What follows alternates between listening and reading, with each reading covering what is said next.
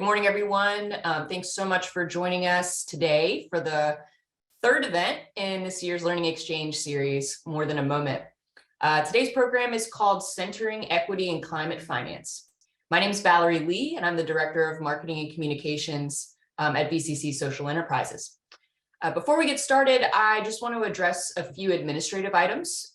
First thing, this event is being recorded, and we will share that recording with everyone who registered for the event via a follow-up email next week.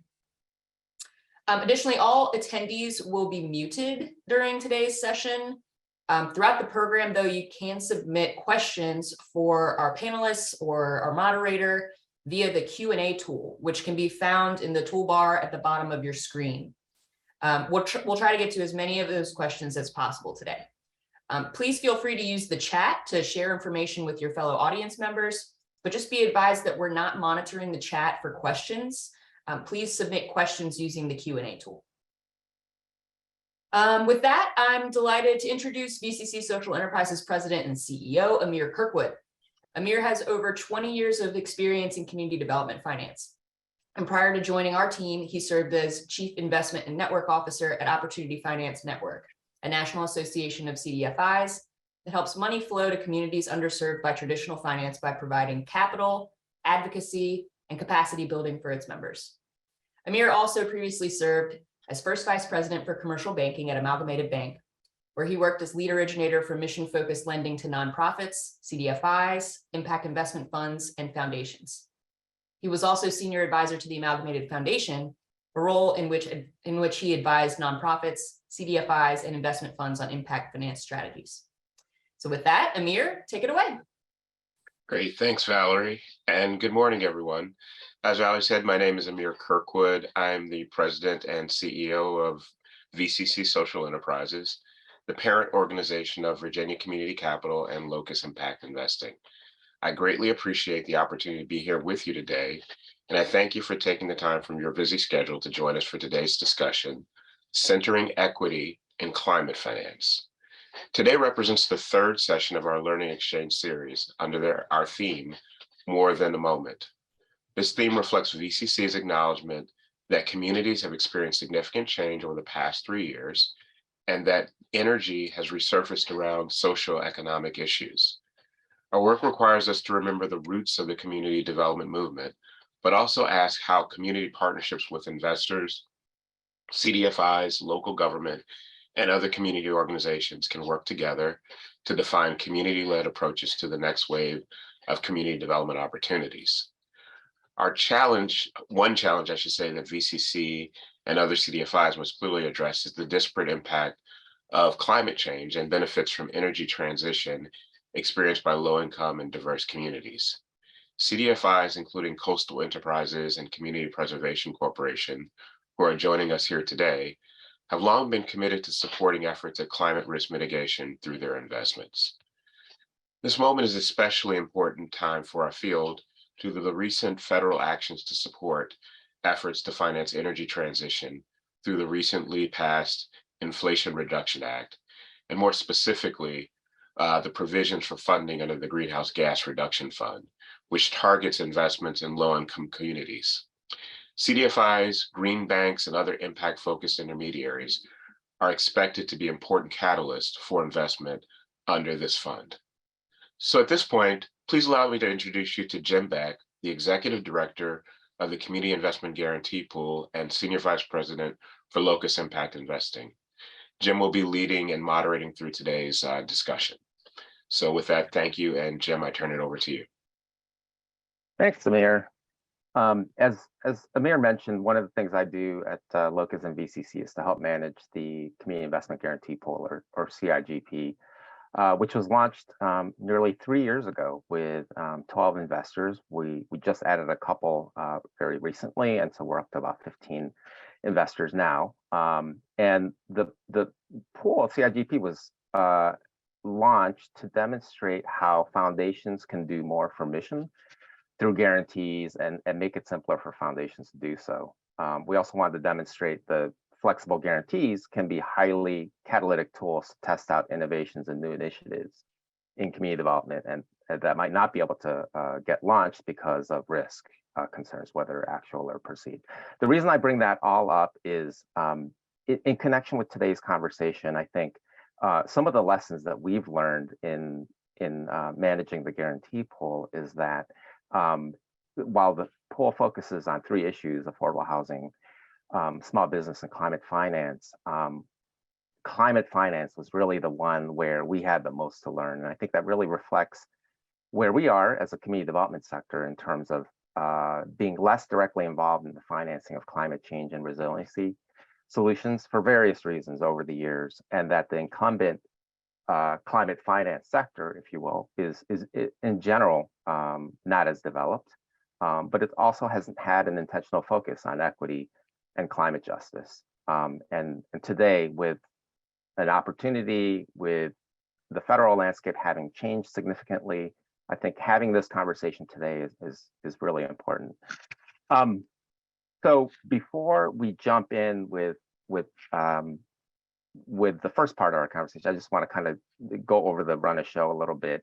We're gonna do this in two parts. The first is going to be a conversation with Jahi Wise, and it will be kind of a fireside one-on-one, and we'll have some time for Q&A.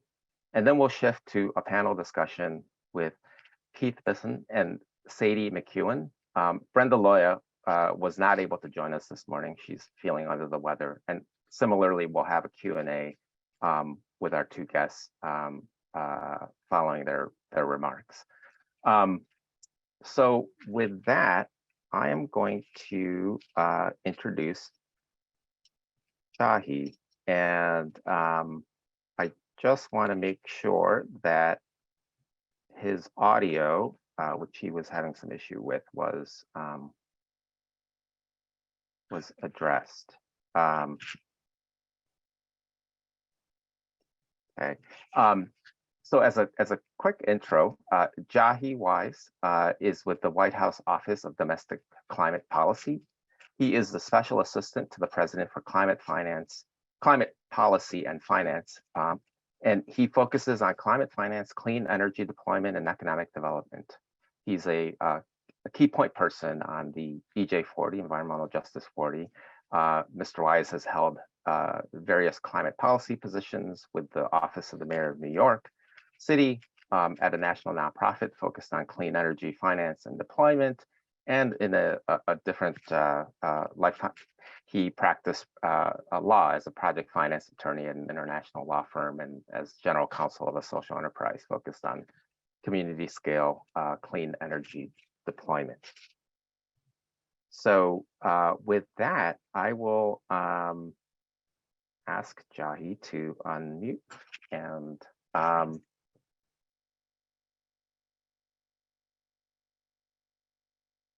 can you hear me? Yes. Great. Okay, sorry, I know that a bit of a, this gets very tricky with the different dial-ins. Had a bit of a technical. So I missed some of your wind up, but it's really exciting to be here this morning for this discussion. And I heard Amir's points at the top. This is a real transition moment, a real inflection point in the conversation about climate finance and the role of equity in climate finance. So really excited for this discussion. That's great. And thank you for taking time today to join us. Jahi, you've talked a lot about your experience working in New Orleans and Katrina's aftermath, and that experiences like that brought you to the climate justice work.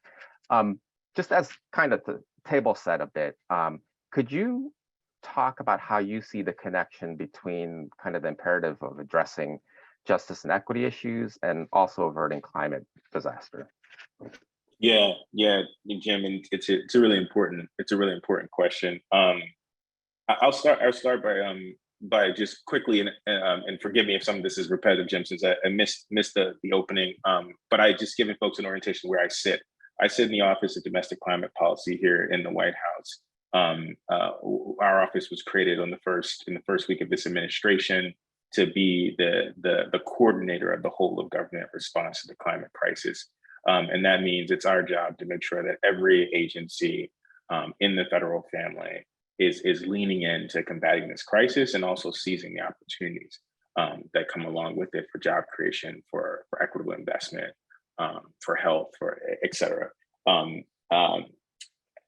The president has been clear since the campaign, candidly, that as we developed our climate policy, as we tackled this existential crisis for our country and for the planet, that equity and justice would be at the center. He was actually the first candidate to put out an environmental justice plan on the campaign, and we did that for a couple reasons. First, because it's aligned with our values. This administration is about making life better for people, for communities. And communities are the ones who are, especially historically disenfranchised and vulnerable communities, are the ones who are first impacted by climate change. So they're on the front lines of climate impacts and least capable usually to avoid those impacts. And then two, they've been on the front lines of the injustices of the fossil fuel economy. They tend to be the communities that live near fossil fuel extraction, processing, combustion, the ones that live near our goods movement corridors and experiencing the air quality impacts of that. And so we've always viewed climate policy as a tool for improving the lives of American families, and with a specific focus on improving the lives of those who have been disadvantaged. The last thing I'll say, Jim, is I think we've crystallized this commitment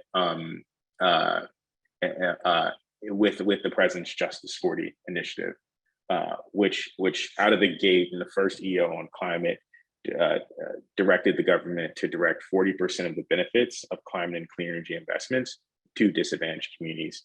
And that, pre-IRA, pre any of the legislative actions of the last 20 months here, set a floor and set a default for all the interagency, all the federal government agencies, that we would need to rethink how we administer programs such that for the cover programs, such that they deliver these benefits. To date, we've identified over 400 existing federal programs that are climate and clean energy programs that are covered by the Justice 40 initiative, and tens of billions of dollars of funding that are covered and flowing there. So it's foundational to me in my personal capacity and my experience, as you referenced. It's also foundational to the way this administration understands the work of climate policy is centering equity and justice. Great, thanks for sharing that, providing that framing and context. You mentioned IRA, but in addition to IRA, there've been other legislation that's been passed, the infrastructure bill, the ARPA. Could you talk about how all of those things, and particularly IRA, has kind of changed the national landscape for clean energy, and in particular, clean energy that has a community solutions and a justice perspective? What does all that mean for that national landscape and the opportunities there? Yeah. So the Inflation Reduction Act, the bipartisan infrastructure law, the American Rescue Plan, are really the outgrowth of the president's vision during this administration, but more broadly, the work of a lot of folks, including folks on this call over decades, to amass the resources necessary to address the crisis of climate and its impacts on our communities. And so if you look at those pieces of legislation as a piece, you see a ton of different components that together drive us towards a kind of new paradigm around clean energy deployment in this country. I think, rightfully, we can in some ways start with the bipartisan infrastructure law. I think two pieces that are really powerful. Among the many pieces that are really powerful, two that I would highlight here. One is the investment in environmental remediation. We know that as a result of our years of our century of or more of a fossil fuel based economy, has had a lot of environmental impacts on our lands, both public, state, tribal, and on communities. The bipartisan infrastructure law provided $21 billion, the largest investment ever in remediating those impacts and really preparing the ground, both literally and conceptually, for the new clean energy economy. So we think about the abandoned mineland reclamation program at the Department of Interior, or the orphan well capping program at the Department of Interior, or the brownfields program at EPA. All this remediation that's being done is done with an eye to future development for beneficial community use, whether that be recreation areas, whether that be community facilities, whether it be hubs of economic development, or whether it be clean energy. We really see those investments as kind of critical and foundational to providing the pathway to the new. I think one program that really epitomizes this, that's from the bipartisan infrastructure law, is the solar on the clean energy on abandoned mine lands programs. If I'm not mistaken, it's $500 million of investment for Department of Energy to explore how to use existing infrastructure that's around abandoned mine lands, that's at fossil fuel sites for clean energy deployment. And we know about mine land, we know about mining communities. These are communities that are historically disadvantaged communities that need this kind of clean energy investment, that want to make this transition. And so it provides the foundation. So, and also in bipartisan infrastructure law, we could talk a lot about the resilience investments that are there to help communities adapt to the impacts of climate change. Again, the largest investment in resilience in history. The IRA really scaffolds onto that kind of foundation of the resources to protect our communities and the resources to prepare the groundwork for further clean energy investment in communities. The actual capital that's necessary to accelerate clean energy deployment. And that comes in a number of forms, and we could probably do a whole session, and we will actually be doing a number of sessions out of the White House, including a series of stakeholder roundtables through our friends at the Council on Environmental Quality about the different programs in the Inflation Reduction Act. But I'll just hit on a couple categories. One are the clean energy tax credits. Massive part of the IRA package are the tax credits.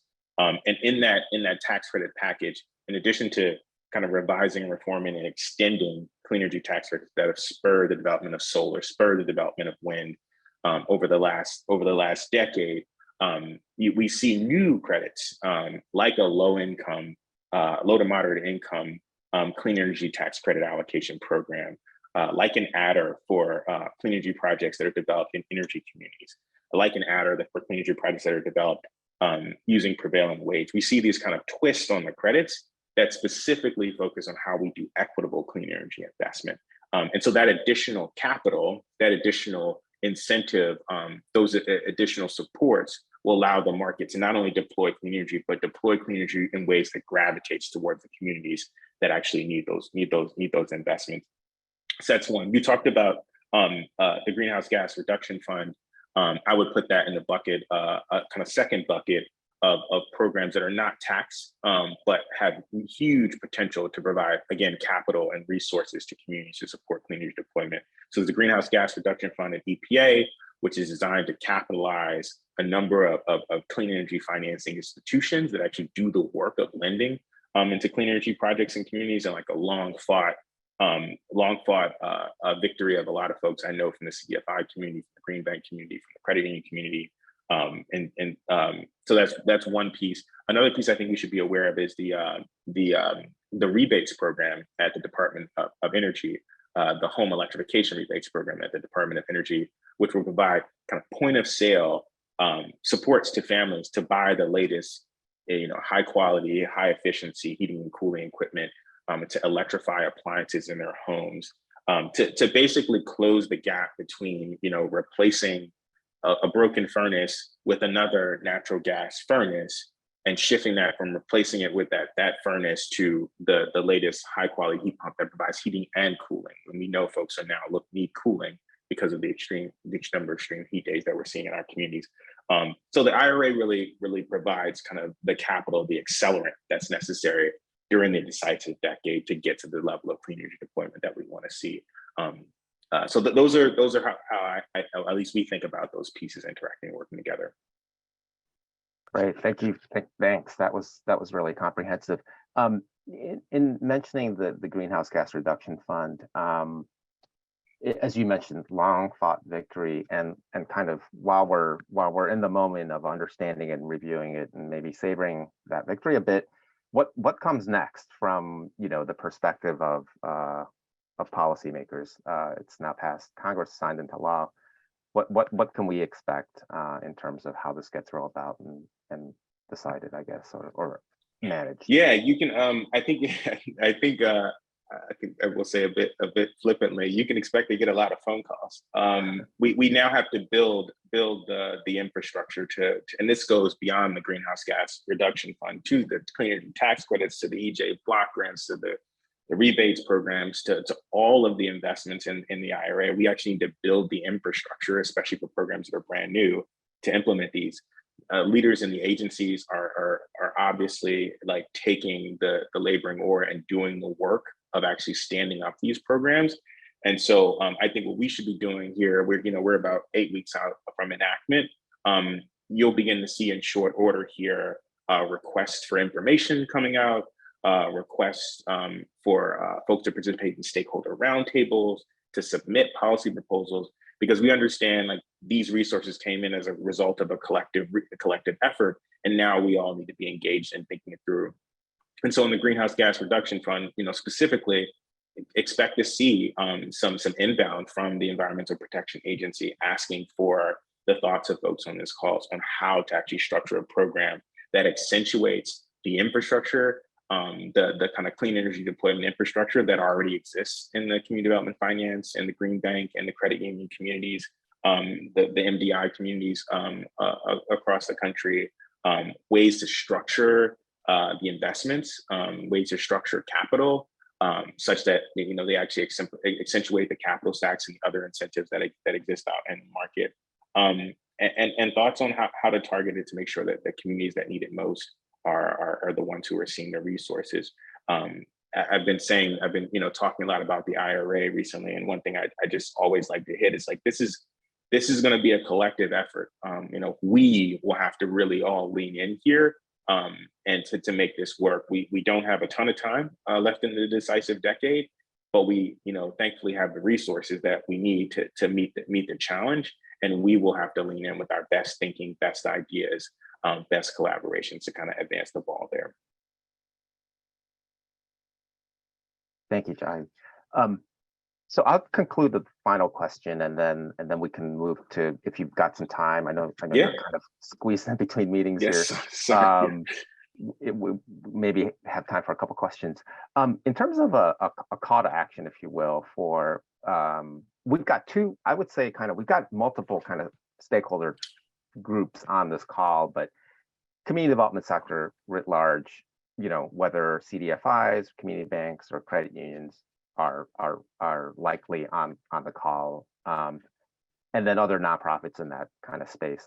And there may be impact investors and foundations also kind of listening in. What would be, it's a two-part question, I guess, but call to action for those, and maybe that's one call to action, but you kind of harped on it a little bit with your, it's a collective victory, it's a collective responsibility. Yeah. Can you say a bit more about how you would kind of characterize a call to action? Yeah, and so I think you're right to think about it. One is there's a collective call, which is like get in, come get in the mix with us, come mix it up. Like we need all the good thoughts and thinking that we can muster. I think there are like a couple different ways of that different actors in the space can be supportive at this moment. Sorry, can you still hear me, or did you lose me? Okay, good. I think one for community development, financial institutions, and institutions that are currently doing lending or projects in communities. I think now is the time to think about how, and sometimes I don't like saying it this way because I believe CDFIs have been doing clean energy and climate lending since the very beginning, since 40 years ago, but I think now is the time to think really intentionally about how these like clean energy products, climate investment products fit into your business model, into the products that you originate for the communities that you serve, and really to get precise about that. Your communities better than anyone else. Think about what it takes to decarbonize the building stock in your communities. What will it take for your communities to adopt EVs at the scale necessary to meet the president's goal? What will it take for us to make your community more resilient to the specific climate impacts that you all are experiencing? Thinking through some of that will be really helpful to inform the structure of the tax credits, the structure of the GGRF type, loan lending programs, the structure of rebate programs. I think precision and like sharing the really deep insight and expertise that you have about the realities of your communities can really be incredibly useful for us as we think about how we deploy. Our North Stars are deployment and impact. Like, we need to get this technology out into the ground quickly, and we need it to improve the lives of American families, like, also quite rapidly. And so helping us think that through as the folks who are actually doing transactions every day, I think is really important. I think for foundations, I think my call would be to really work with communities on a couple of different points. One, to help them engage in these processes around shaping these programs in really thoughtful ways. The reality is the federal government is big. It's a huge enterprise. Agencies are large. There are a lot of rules for good reason on how they engage, how they put out information. Sometimes that can be a bit of a thicket for folks to make their way through. Spend time, resources, energy helping communities navigate these processes so they can, one, put input on the programs, but two, access these resources. I can't count the number of times I've had community organizations come to us and say, like, we need this, the application takes that. There's this massive gap that we can't bridge. We are providing technical assistance resources, streamlining applications, reviewing our grant processes, databases, like everything we can from the federal government to try and streamline the process, but supporting communities engaging in that process, I think is really important. And then for impact investors, I'll say this, the IRA, the bill, these are big numbers, but unfortunately, they're not like, they don't exist in a vacuum. We need them to be catalytic capital to then stimulate private investment into these spaces. And so with every investment that the GGRF makes, or that the tax credits go into, or that the rebates, we need other capital to come along to actually accentuate that and expand that, because we need more resources. We can't just spend our public investment is not going to take us all the way to where we need the investment we need to address the climate crisis. And so I would just say that, impact investors help us think about how we bring private markets into these transactions. How do we get folks comfortable with the different loan products or portfolios, with the credit quality of the different borrowers?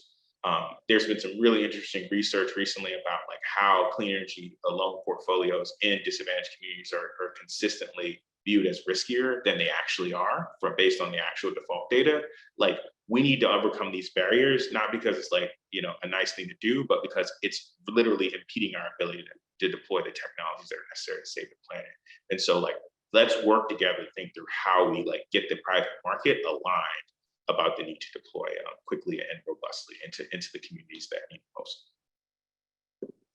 Awesome. Thank you, Jahi. There are a few questions, and let me start with the very top here. Question from Jancy Quinishet. My windows are rattling here in Greensboro due to the remnants of Hurricane Ian. My question is this: how can I help these opportunities translate into practical opportunities for the people, capitalized, least able to access information like the kind you are sharing today? Kind of feel like I'll stop and let you respond, but you kind of touched on this. Yeah, and sorry, I missed the first part. Who was the questioner? The questioner is Jancy Quinishet, and quite dramatic. My windows are rattling here in Greensboro due to the remnants of Hurricane Ian. Yeah. And the question was, how can I help these opportunities get translated to practical opportunities for people least able to access information like the kind you are sharing today?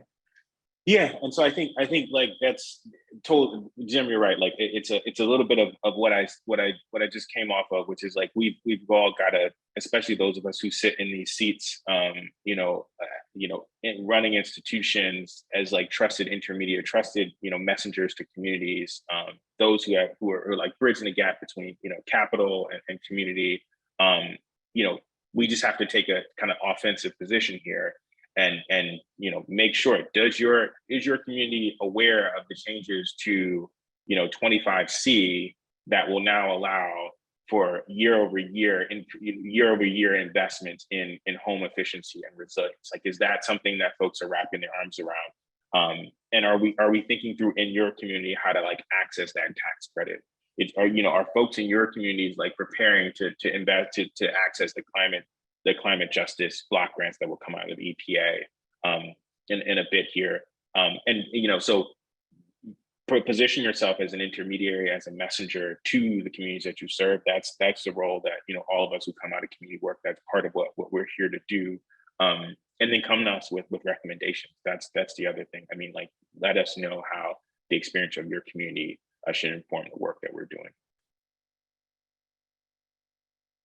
Great. I'm going to combine these next two questions from Adam Kent and Fala El Hadid.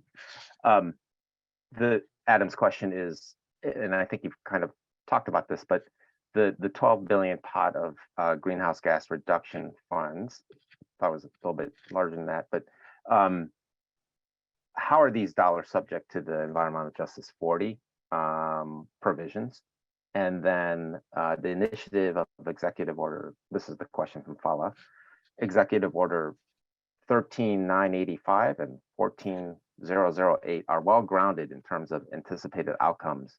But on the ground, states and local government are not legislatively structured or less willing to implement the Justice 40 requirements. What provisions do the federal agencies have in place to enforce the stated provisions? So kind of good, yeah. Two good questions. So just as a level set, the Inflation Reduction Act is subject to the President's Justice 40 initiative, full stop. We haven't, because we haven't finished doing our analysis yet, we haven't actually published the list of Inflation Reduction Act programs that are subject, that fall under, as we have for kind of bill and for regular appropriated programs.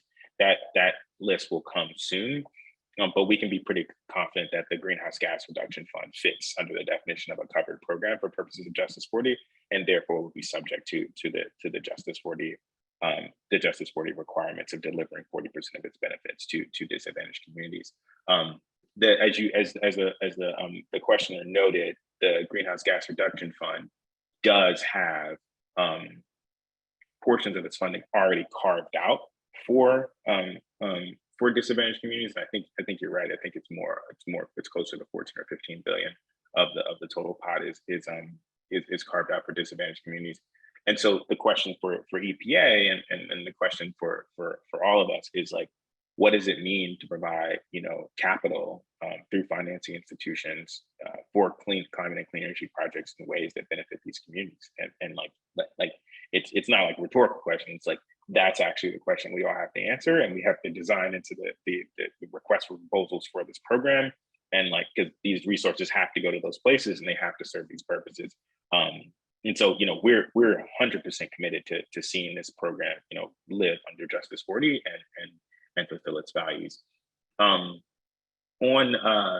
state engagement, state and local engagement, it's a really important point. It's one that we've wrestled with a lot across the federal government. I think a couple of thoughts. One, I think it's important to remember that decision making happens at the program level in many cases in the federal, and by decision making I mean like the requirements, the reporting requirements, the application requirements, et cetera, happen and are specific to each program. And so in some ways it's really important to think about what programs are we looking to see. Or what programs are places where we're seeing like kind of a disconnect between the federal intent and the state action. If you're seeing that, flag it for us. We're happy to go to our colleagues in state government and work with them to make sure that our intent is aligned. And we've done that a number of times over the last 18 months with bipartisan infrastructure law funds, with regular appropriations, where we said, a letter to a governor or a series of governors and said like, hey, this is the intent of this program. We just wanted to be clear about what we expect to happen with these resources. And then in some programs, there are, depending on the authorities that are given to us by Congress, the ability to claw back funds to take kind of like, corrective action to the extent you find that like, a state or a local government or something has taken funds and not used them towards the intended purpose. But that's a collective enterprise. I will say that like, we've gotten a lot of incoming from states across the country, and they are extraordinarily excited about the opportunities that presented here. And I think the work is on all of us to make sure we live up to that excitement, to those values. And we just need to work together kind of across all levels of government and broadly out into our broader community to make sure that we're holding each other accountable for really using these funds to reach our collective purposes. Great, thank you. If you have time for one more question. Yeah, sure. Okay, great. This one comes from David Newsom. What can be done to make sure these financial incentives, I believe the ones that are kind of encompassed in the IRA, don't just lead to climate, or the infrastructure as well, don't just lead to climate benefits in communities, but also create economic and wealth building benefits, i.e. green jobs, supporting community member-owned developers, contractors, as examples. Yeah, that's fantastic. So one of the ways we thought about this is in the way we structured the definition of what is a benefit under Justice 40. So if you look at the interim guidance for Justice 40 that we put out, it's 2 summers ago now, we actually look at green job creation as a benefit, as like a covered benefit of a Justice 40 program. Agencies like the Department of Energy, Department of Transportation, those are 2 that come to mind, but many others are looking at wealth creation, small business engagement, community of color business engagement as like benefits of funding streams that run through their agencies. And so part of it, I think, is like really baking that into how we think about benefit. And again, that goes back to kind of like, and I think I'll close with this point, that goes back to like 2-sided way that we've always thought about climate policy here, which is like, one, we've got to address the challenge, mitigate the challenge that is like rising emissions that causes a warming planet, which leads to extreme weather events and crises that we are experiencing, that we are living through actively right now.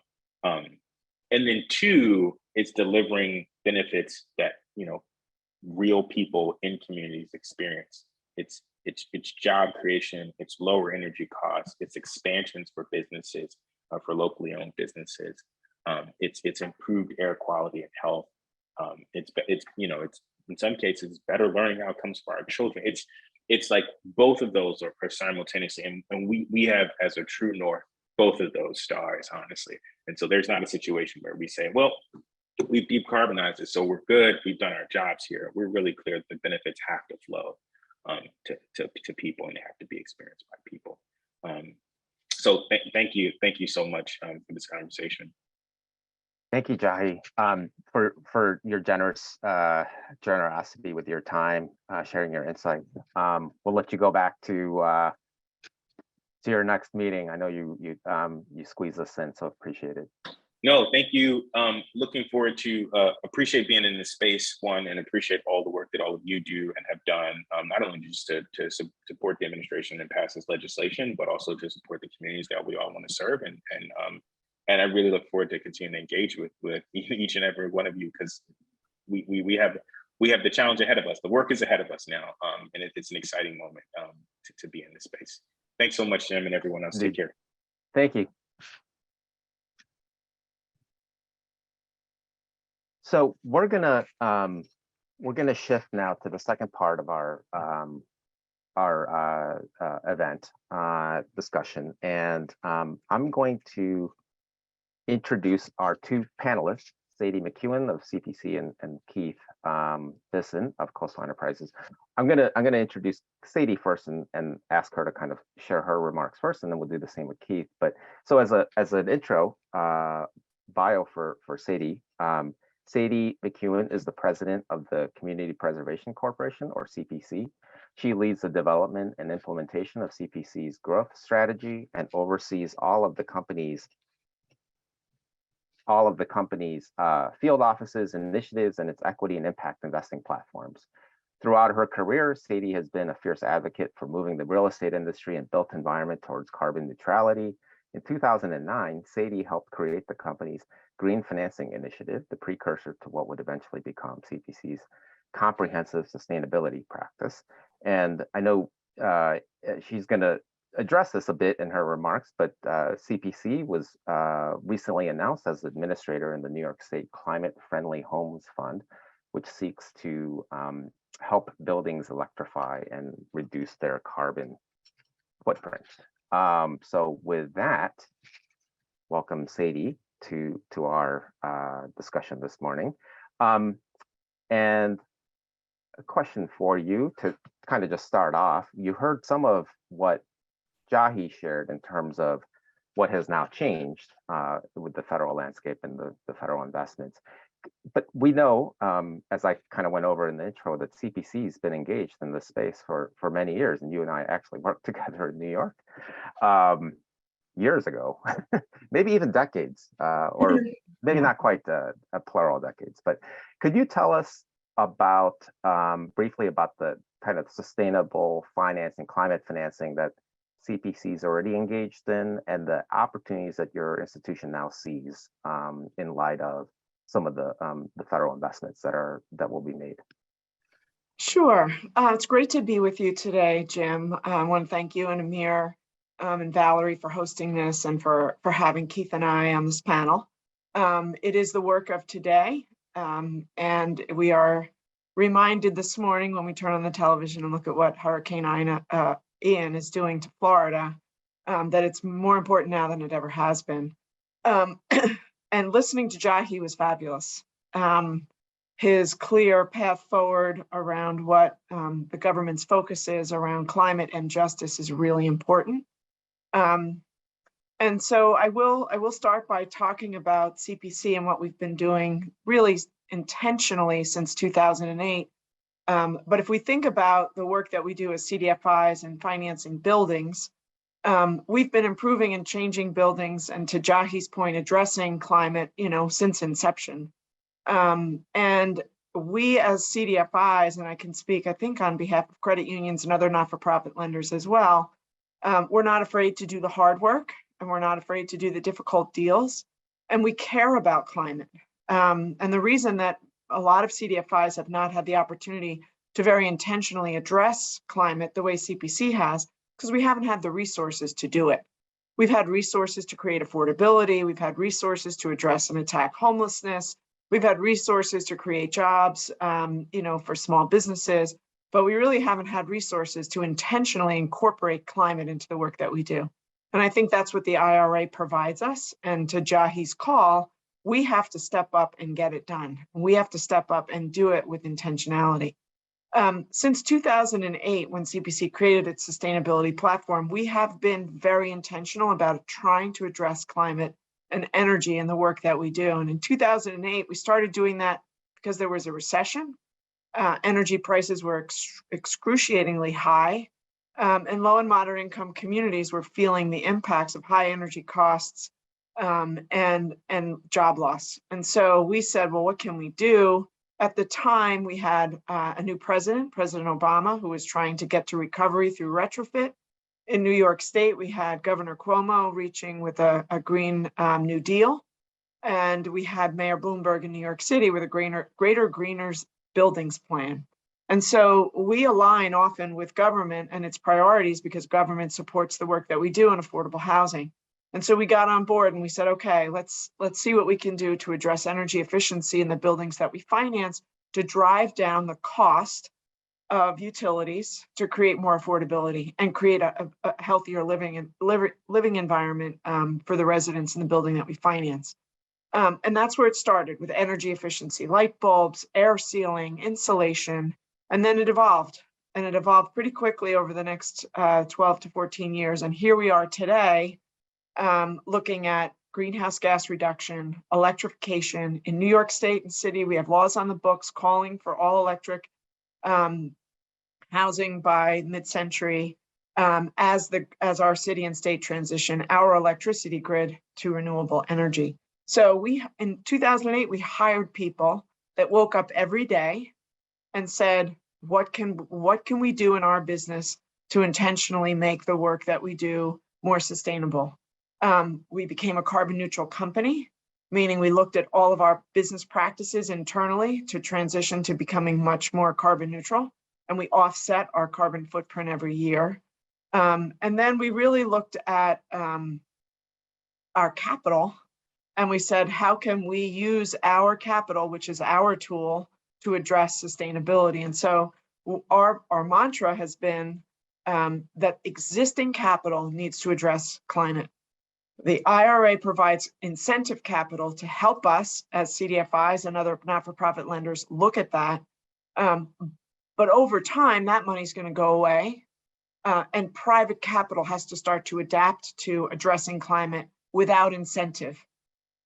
Because, we can either invest now in this transition, or we can subsidize later, right? And so I believe in investment. To the question that was asked earlier, it creates jobs, it creates opportunities, it provides, in our case, cleaner, healthier housing, and it shows the private sector how their capital can address climate in the work that they do as well. I mean, there's trillions of dollars in the mortgage markets.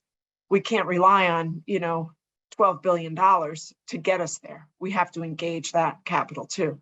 So that's always been our mantra. We also looked at our infrastructure at CPC. Every document that we have, from our application to our commitment letters, to our loan documents, asset management, our servicing agreements, all incorporate the idea of sustainability and measuring, using data to measure the energy usage, and try to then educate and inform our customer base, our partners in government and in not-for-profits, how to do this and why it's important. We don't always win, we don't always get to the highest performance, but we always try, and we always get our customers on the phone and try to get them to reach a little bit further. Great. Thank you for that, for sharing that story, really, of CPC as a CDFI and kind of the focus on resiliency. I'll come back to you with some additional questions and some things that I wanted to follow up on. Keith, focusing on CEI, I'm going to ask you a similar question to what I asked Sadie, but just first as an intro to share with our audience. You are the president of Coastal Enterprises, Inc., or CEI, and you oversee strategic implementation and CEI's day-to-day operations. Prior to assuming leadership of the organization, Keith managed CEI Small Business Counseling, Natural Resources, and Workforce Development Program. CEI is a nonprofit CDFI founded in 1977 with a mission to grow jobs, good jobs, environmentally sustainable enterprises, and share prosperity in Maine and rural regions throughout the U.S. So obviously a very different sort of community that you're working in, and a different set of products and offerings. But as I asked Sadie, can you talk a bit about what CEI's offerings have been in the sustainable climate financing with a climate change and sustainable focus? Where are you already engaged, and where are the opportunities and kind of important areas of focus that your institution now sees in light of kind of how the national landscape has changed? Yeah, thank you, Jim, and hello to everyone on the call. It's actually wonderful. I was looking through the list of participants, and I think I only know 2 or 3 people, which is great. So it's wonderful to meet so many new people. And I want to thank you, Amir and Valerie and Jim, for this opportunity. And I told this to Amir, but I love the concept of more than a moment and really being committed to a movement. So thank you for that. And to be on here with Sadie is really an honor too. I just love the work that she and CPC is doing. So thank you all. As you said, Jim, CEI is a Maine-based CDFI. Just so people know what we do generally, we're focused on building a just, vibrant, and climate resilient future for people in communities here in Maine and other parts of rural America. And like many CDFIs, we do this by integrating finance, business and industry expertise, and policy solutions that are focused on making the economy work more equitably for people in communities. And similar to what Sadie described, CEI has been at this a long time. You know, you just mentioned we were founded in 1977. Our roots are in Maine's natural resource industries in rural communities and places where, you know, the fact of the matter is that people's livelihoods are based on a stable climate and on environmentally healthy water, soil, water, air, etc. And in the context of today's discussion, you know, we envision a radically transformed economy. First of all, where clean energy is commonplace, and where the impacts of climate change are addressed and mitigated through rapid decarbonization, progressive policies, and creative and flexible financing for business and enterprises that are helping us to build a more resilient future. And we're focused on three themes that are, you know, that are advancing this more, you know, a just transition to an environmentally sustainable economy and resilient climate future. And the first theme I'll start with may seem a little strange when we're focused, you know, largely on renewable energy and energy efficiency, but I think it's an important contribution that CEI brings to this conversation and that rural people and communities bring to this conversation too. And that is to really grow the resilience and profitability of our agricultural, marine resources, forestry, and other natural resource-based businesses. Many of these businesses are critical to certainly resilience to climate disruptions and are very vulnerable to other environmental degradation. I think I described to folks on the planning call, you know, we're not necessarily in Maine, we're not necessarily experiencing these awful acute storm events like we're seeing in Florida right now with this terrible hurricane. But we're really experiencing a long-term climate disaster with the Gulf of Maine warming faster than any other parts of the global oceans. And that is having and will have knock-on effects on the health and well-being of our coastal communities. And, you know, you couple that, we are experiencing drought, you know, not to the extent that our people in the Southwest are experiencing right now, but it's still very disruptive. And there's many interesting things happening, including in the IRA. There are incentives for so-called climate smart agriculture in terms of how we manage our soils and other lands for climate benefits. The second theme we're focused on, more kind of squarely aligned with what we've heard today, is to really accelerate the development and growth of businesses and enterprises that focus on the decarbonization of the economy and that support abundant and affordable clean energy.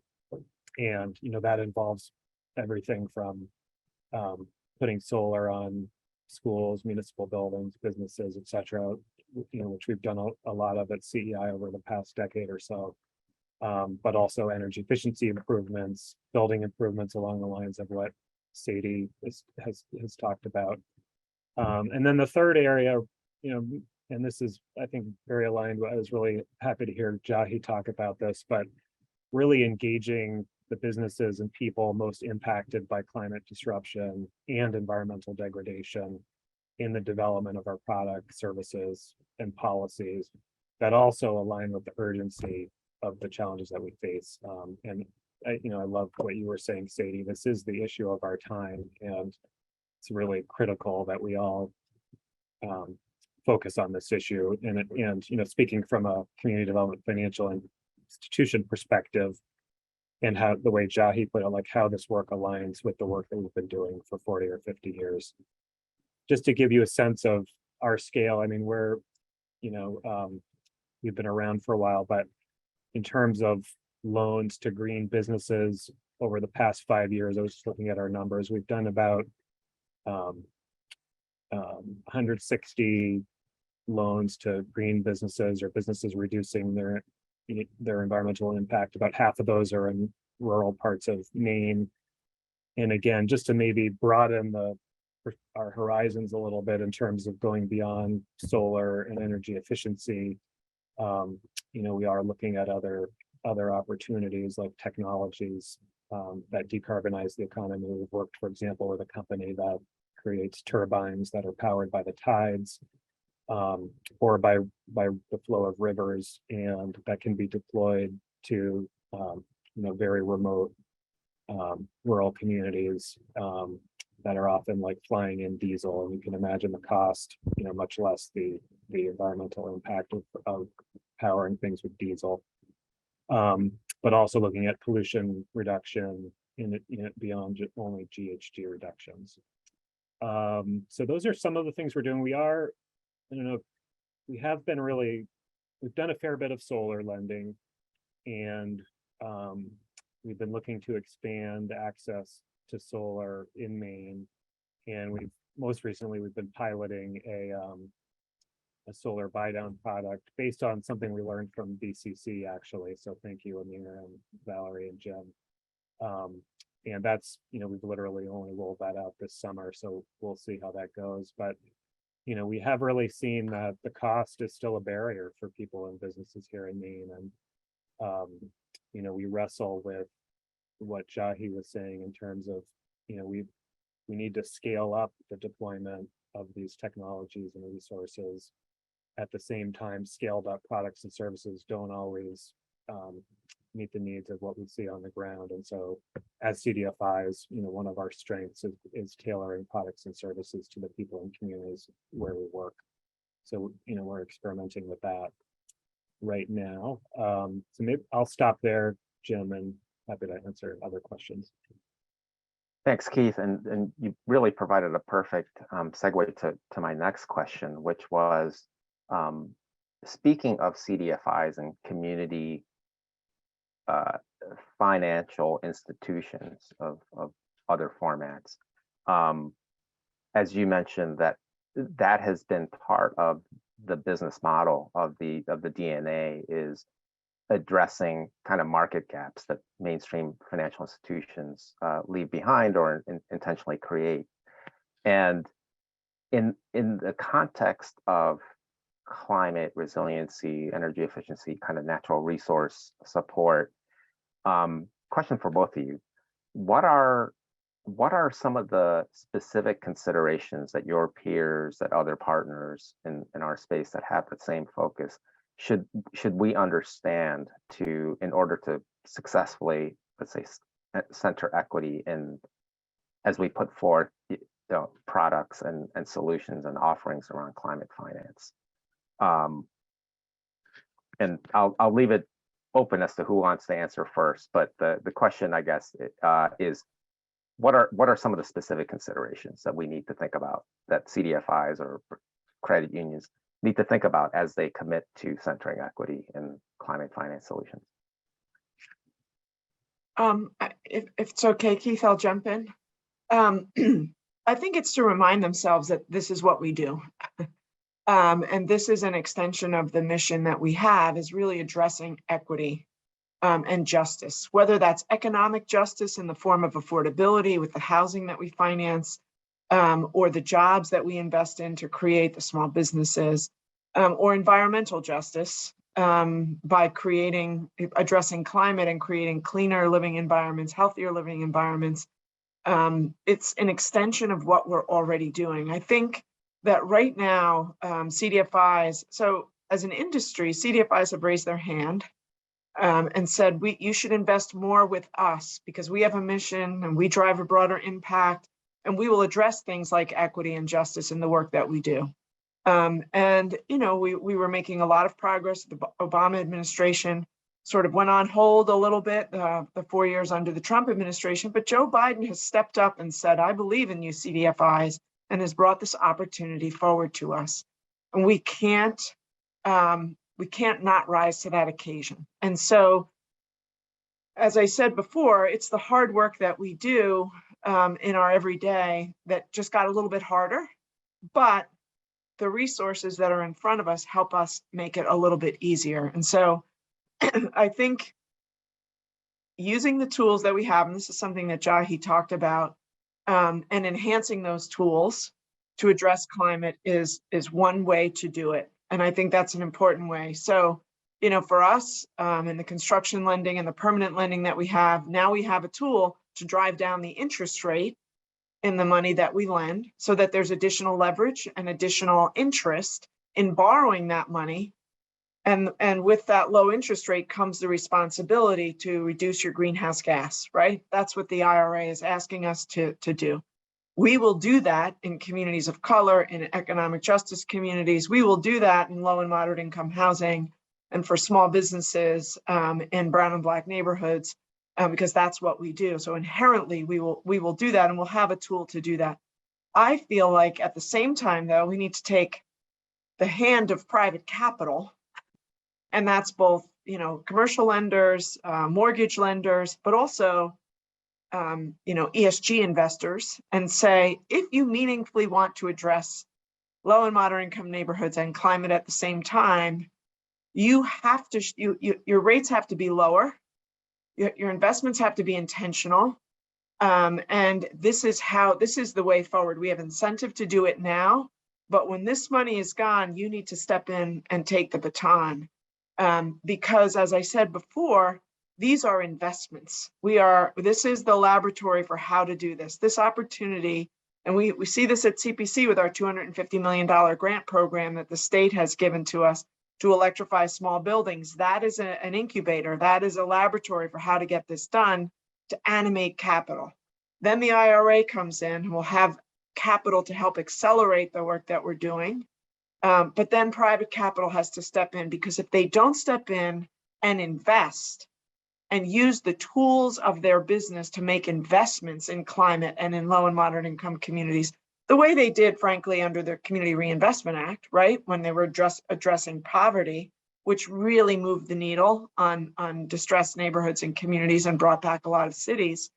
If they do that and they make the investments, we have a chance. If they don't, then we will just be looking at subsidizing the problem forever, right? And when I talk about subsidizing the problem, it's paying higher energy costs, it's paying higher healthcare costs for, in continued increases in poor health outcomes because of asthma and other, environmental pollutants. It's higher costs of insurance that will have to be subsidized in low and moderate income neighborhoods, because insurance costs are skyrocketing as the climate causes all of us to make more claims, whether that's for fire or flood or whatever kind of storm you're experiencing. And so we can subsidize it down the line, or we can take the opportunity to use these resources to look at the investment vehicles that we all have, whether we're not-for-profits or for-profits, and try to have not just collective capital that sits at CDFIs, address climate, but private capitalist capital that sits in all of our markets, intentionally address climate. Because if the engine is moving across not just low and moderate income communities, but across all communities, that's where you see technology advances, costs come down, demand increases, and we get to business as usual. And we have to get to business as usual, where we are addressing climate in all of the work that we do and all of the businesses and all of the buildings that we invest in.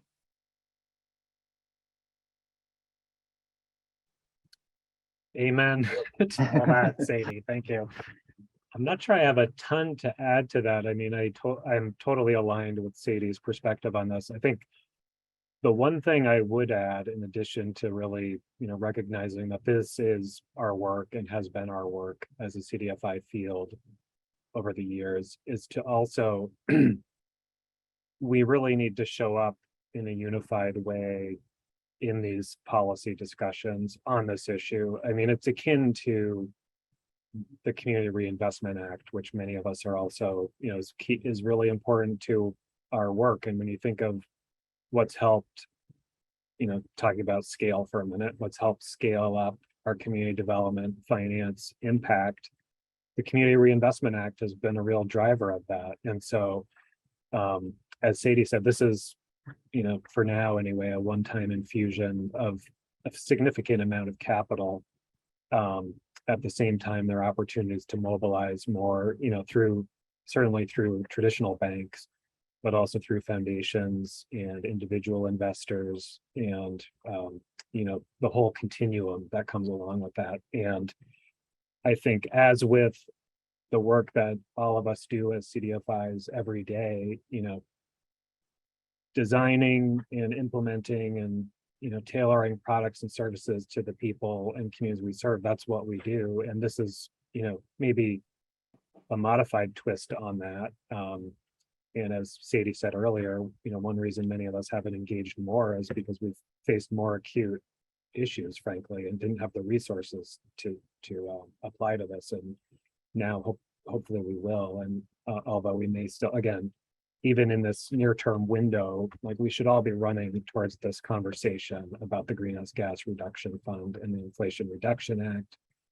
When those phone calls start coming from Jahi, which I hope they do, to all of us in terms of stakeholder engagement, one thing CDFIs have proven their expertise at is translating what we're doing on the ground into effective policy that can be acted upon and implemented. And so,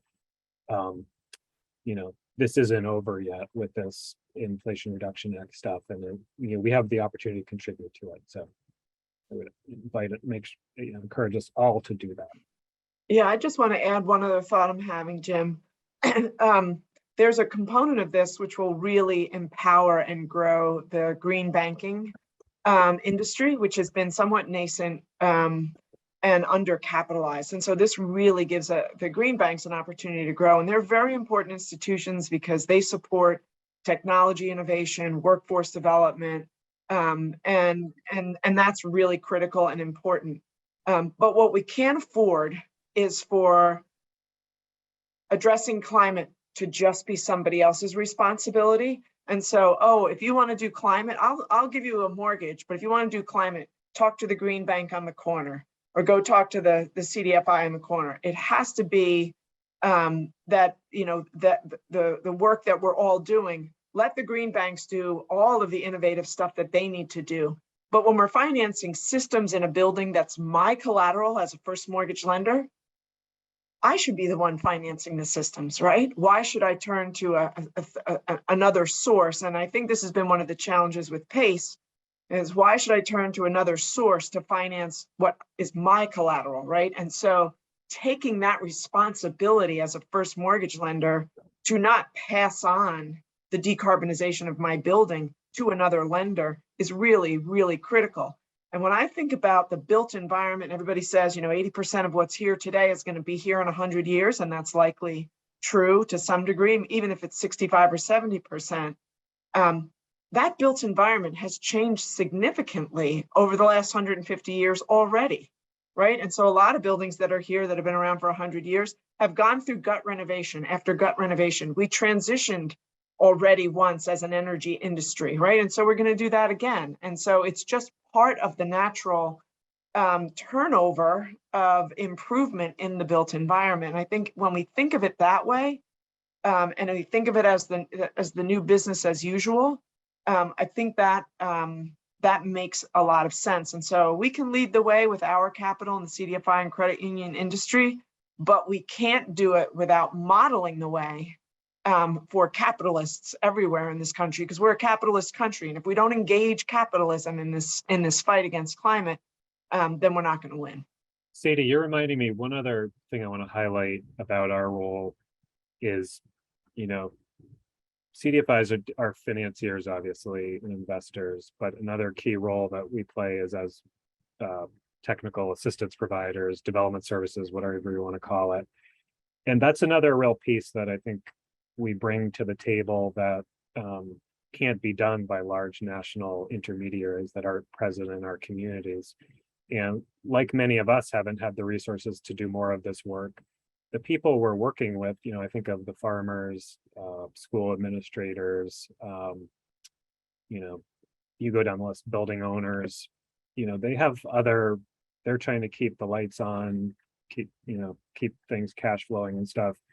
And we've often found, we step in to help them navigate what can be a complicated process in terms of making these incentives work for their operations. And so that's another component again, and that's something we do that every day, but I just wanted to elevate it as a key part of this work going forward.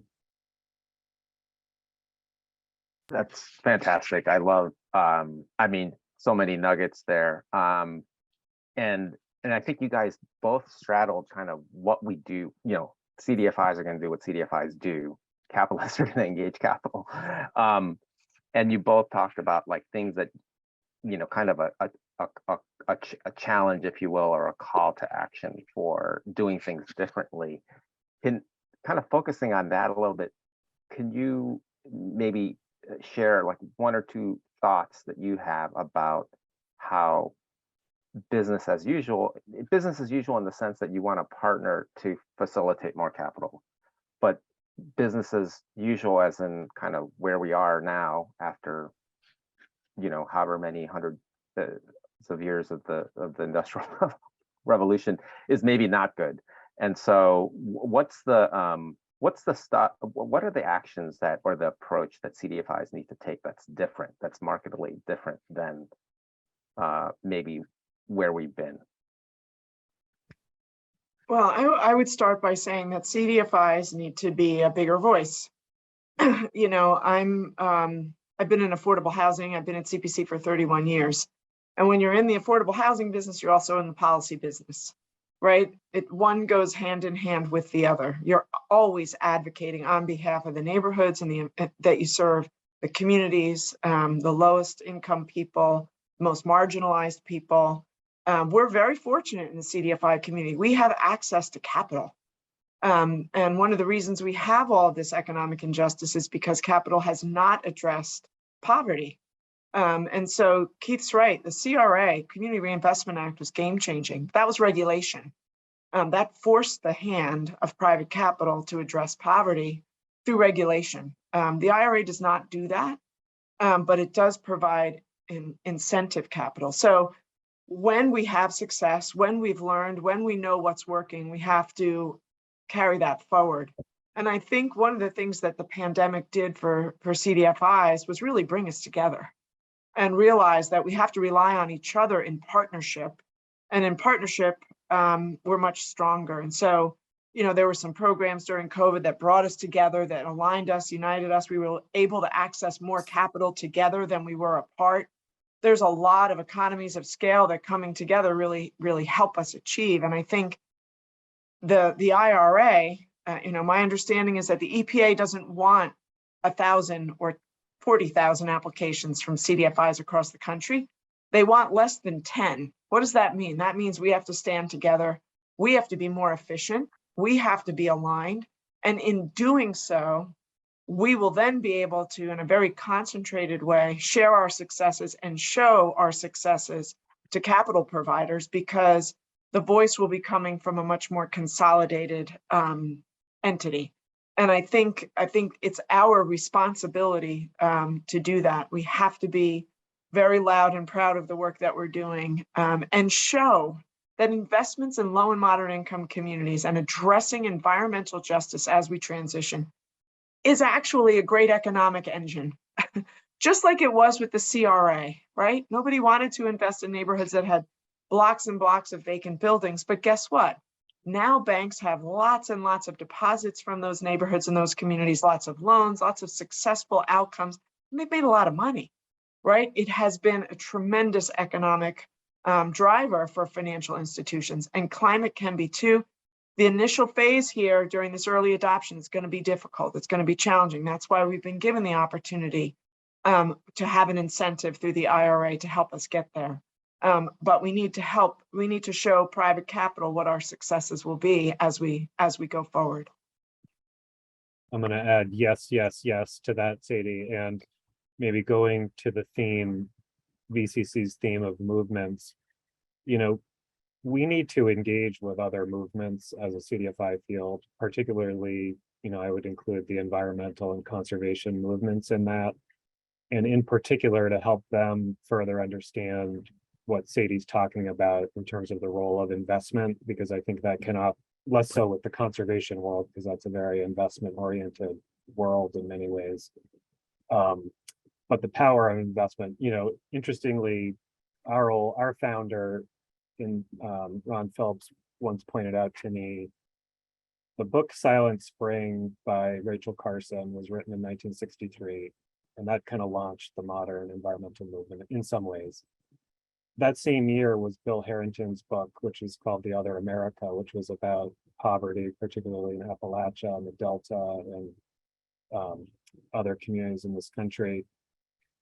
Those movements kind of diverged at that time, and I do think it's not an overstatement to say that we have an opportunity to merge those movements again and really take advantage of the power of that.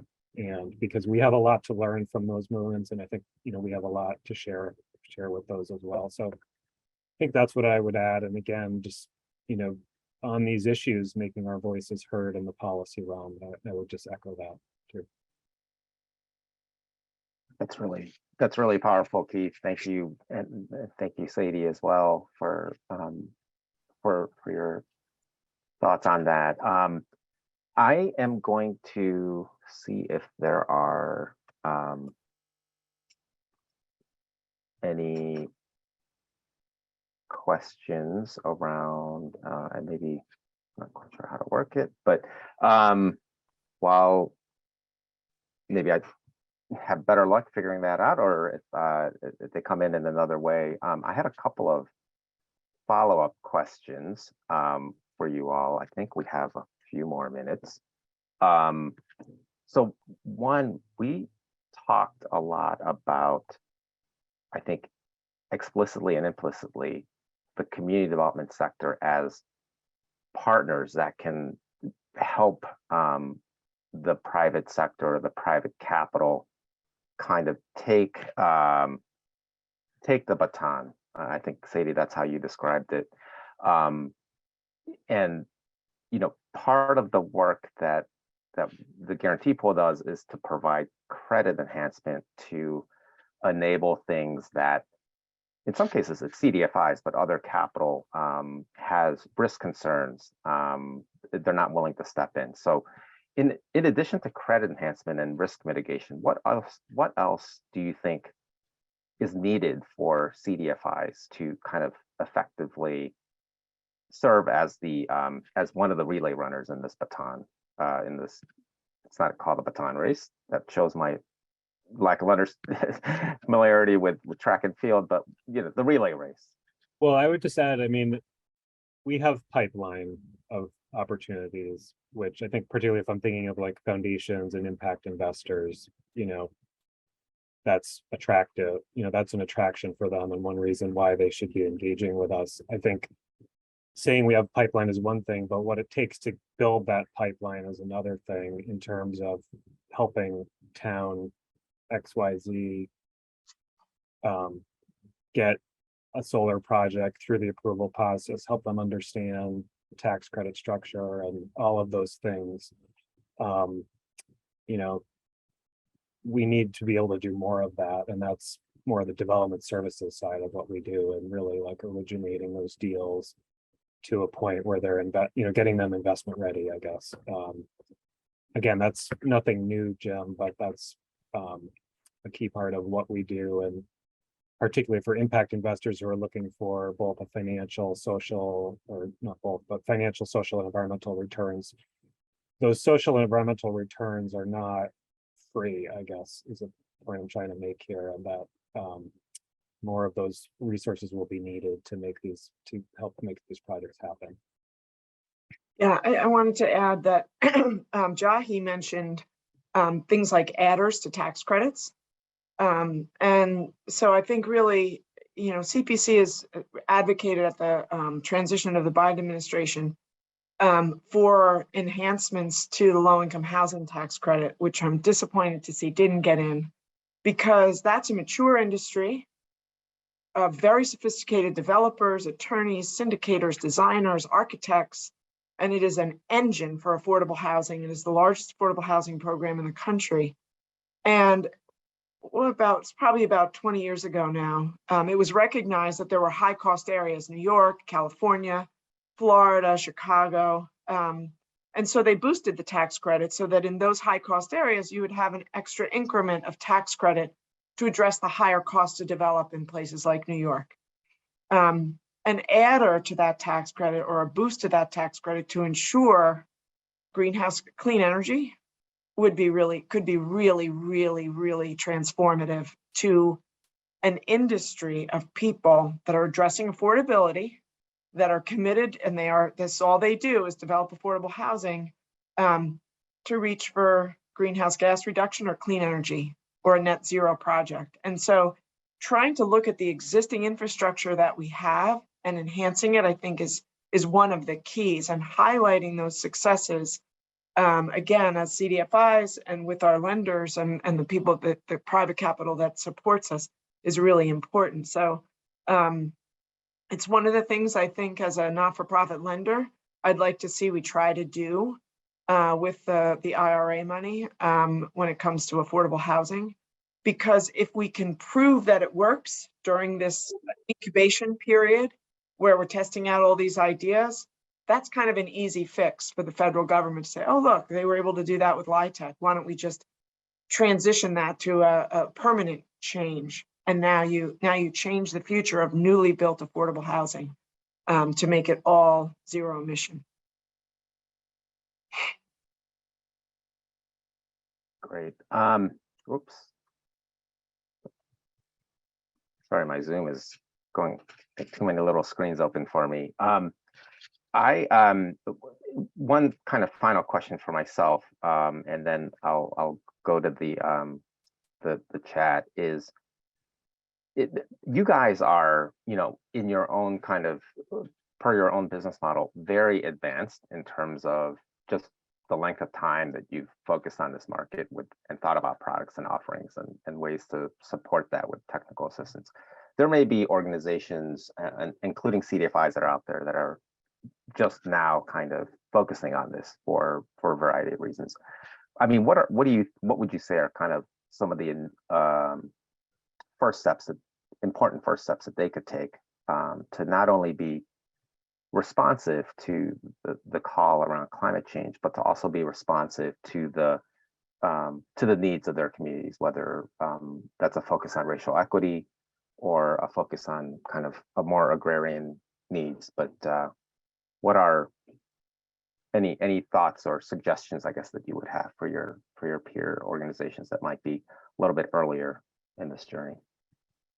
I would definitely look at what you're already doing, because I guarantee you a lot of it is probably incorporating many of the benefits that Sadie and I are talking about here in terms of environmental impact, and start with that, and then try to further understand that. Then we've been trying to do a better job, because we still have to improve on this, but really engaging our own borrowers and interviewing them, and and that takes time, and it can be burdensome to them, but to really understand what they're experiencing and what their needs are.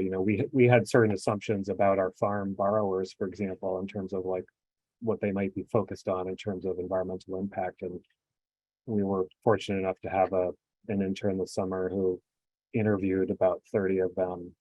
And, we got some interesting feedback that was different than we expected. And, I see an opportunity to do more of that too. So I would encourage others, if you're not, many people are already doing that sort of outreach, but definitely encourage that. And I would just say, our platform at CPC is educate, advocate, innovate, and invest, right? So that education comes industry-wide. And I think one of the benefits of the pandemic is it introduced us all to Zoom. We can now all get together.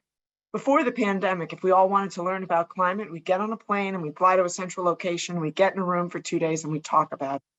Now you can learn so much more through these webinars and through these convenings, virtual convenings, so you really can accelerate your learning. So get educated and then pass the education on to your customers. That's really important.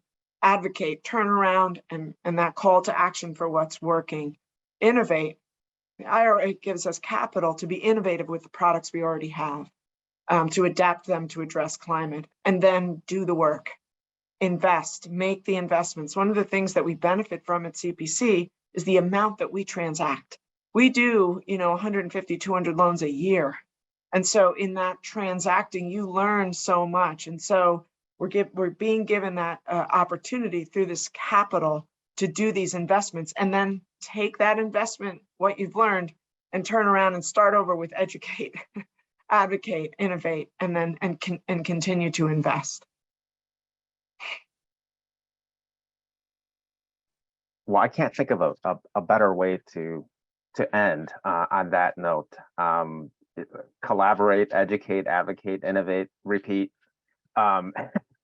It's definitely words not only for the CDFI industry to live by, but I think for all of us. So Keith, Sadie, thank you so much for your time today, for generously sharing kind of the journeys that each of your organizations has been on, and sharing with us your thoughts on how the investments that are forthcoming through IRA and others are going to enable you to do more of your collaborating, educating, advocating, and innovating. So, and thank you to all of our listeners, participants, Valerie and Amir. I'm gonna sign off, but perhaps Amir, can I hand off to you, or? Yeah, thank you, Jim, and again, Sadie and Keith, thank you for your participation today. Really were insightful thoughts and a kind of a call to action, which was deeply appreciated.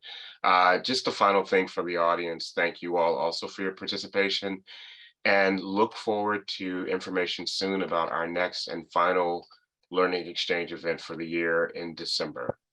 But with that, please enjoy your day, and thanks for your participation.